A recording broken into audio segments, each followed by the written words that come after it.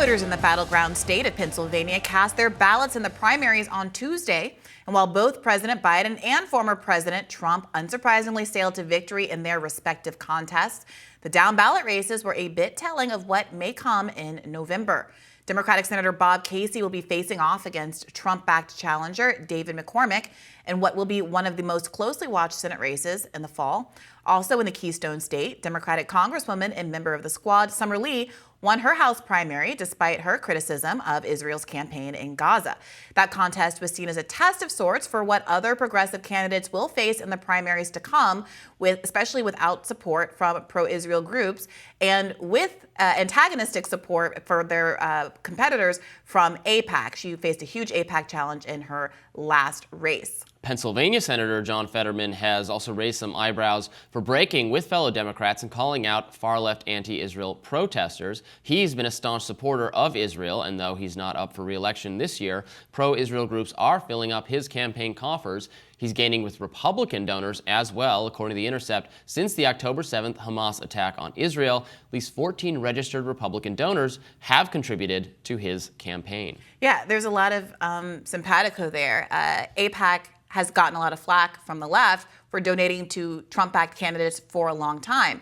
When they were going against Summer Lee in her last race, when they were going against Nina Turner and supporting her challenger back then, many people pointed out, hey, Democrats are trying to pretend like this is just a race between two black women and they're local to Cleveland and, what's the big deal?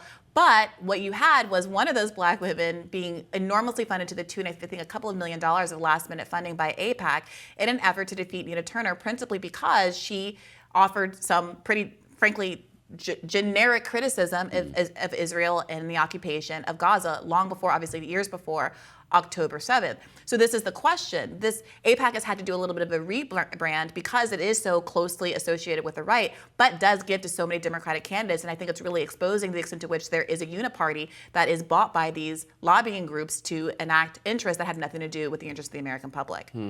It's interesting what John Fetterman is up to. He's obviously dramatically improved his own favorability ratings. He is now very popular with many Republicans. I'll routinely see the sentiment expressed that John Fetterman is my favorite Democrat from Republican commentators and media figures.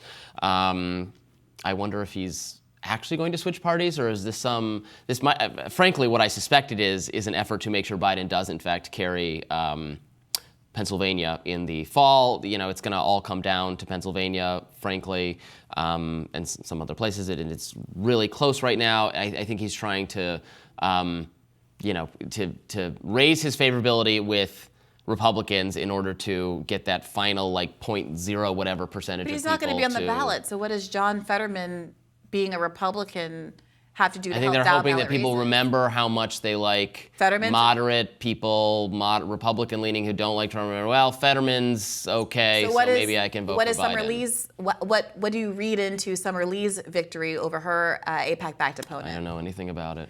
All right, so I think that you're right about Fetterman. He is becoming a Republican. He's the Liz Cheney of the left. So I think that he's going to have a career much like Liz Cheney's. Well, there'll be a place for him in the Republican Party, though, unlike Liz Cheney having a place. She has a place in the Democratic Party. Well, she has a place in the Democratic Party. So that is exactly the same kind of person and character, I think. I mean, she has a place on Democratic cable news, I would say. Yeah, well, back to the presidential race. The Biden-Trump match is poised to be razor thin in Pennsylvania, reminiscent of the 2020 election, in which Biden squeaked out a win over Donald Trump by 1.17%. Fast forward to now, Biden is trailing Trump by 1 percentage point with 46 and 47% respectively. Nationally, Biden is continuing to close the gap with Trump, according to Decision Desk HQ. An aggregate of polls shows that the pair is less than 1 percentage point apart on the national stage. Trump has a 0.3% lead over Biden based on 672 polls, totaling 45% to 44.7%. Despite their easy wins Tuesday night, both candidates faced opposition. Biden saw a little bit of support siphoned off to Dean Phillips in the uncommitted votes, which have not been counted. Meanwhile, a chunk of voters voted for Nikki Haley instead of Trump, shedding light on the bumpy road ahead for Trump. Yeah, I think it's about Fetterman. Let me just try to make that point more articulately.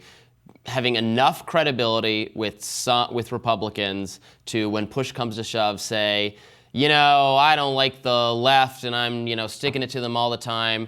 But Trump's really not the guy, and it's, Biden is not perfect at all, but you trust me, and I'm saying we should give him 4 more years, and getting just even like 500 Republicans in Pennsylvania to hear that message and switch. Yeah, if your integrity is worth 500 votes in Pennsylvania, then he can do it. He can be Liz Cheney.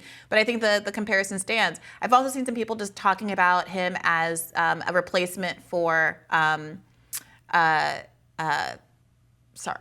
Virginia Senator Joe Manchin. Like a Joe Manchin replacement. You need another Democrat who is always constantly threatening to leave the Democratic Party and threaten the narrow majority. That was Lieberman back when Obama had a supermajority. Democrats always have to have the fiction of not having the power to actually do what they say they're going to do because their agenda is very much in line with what the people of the country want. So they have to come up with some procedural excuse for why they actually can't do the good things that they promised during election season. And with Joe Manchin on its way out, they need to replace it. It looks like John Fetterman is going to fill the role of being the bulwark between the American people actually getting any support from their government and for us having a corporatocracy. I love to see it. I bet you do. All right, stick around. We're rising after this.